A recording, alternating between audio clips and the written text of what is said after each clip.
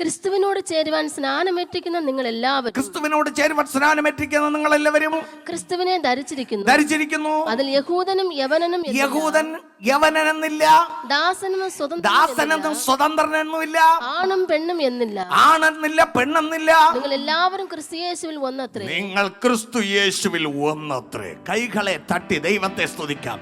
ഇവിടെ ജാതി വ്യത്യാസമില്ല, ഇവിടെ ഭാഷ വ്യത്യാസമില്ല. നിങ്ങൾ ക്രിസ്തുവിൽ വന്നാൽ ഒന്നായി മാറുകയാണ്. ആമേൻ. അതുകൊണ്ടാണ് പറയുന്നത് 29-ൽ നിങ്ങളെല്ലാവരും ജാതി വ്യത്യാസമില്ലാതെ, ഭാഷ വ്യത്യാസമില്ലാതെ, വർണ്ണ വ്യത്യാസമില്ലാതെ, വിദ്യാഭ്യാസ യോഗ്യതകളുടെ വ്യത്യാസമില്ലാതെ ആരായാലും ശരി, നിങ്ങൾ ക്രിസ്തുവിനുള്ളവർ എങ്കിൽ നിങ്ങൾ അവകാശികളാണ്.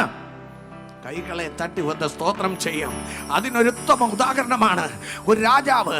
ആമേൻ സ്തോത്രം. ഒരു മകന്റെ വിവാഹ സദ്യ തയ്യാറാക്കി. ആമേൻ പ്രമാണികളെ വിളിച്ചിരുന്നു. അവരോ സമയത്തിന് വന്നില്ല. അപ്പോൾ അവർ അയോഗ്യരായി.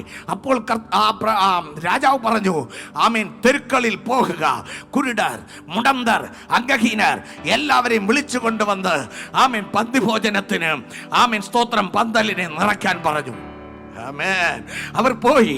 അവൻ യോഗ്യത നോക്കിയല്ല കൊണ്ടുവന്നത്, അവൻ ജാതി നോക്കിയല്ല, വർണ്ണം നോക്കിയല്ല, ആമേൻ അംഗവൈകല്യം നോക്കിയല്ല, എല്ലാവരെയും വിളിച്ചോണ്ട് വന്നു. കാരണം ഇത് സൗജന്യമാണ്.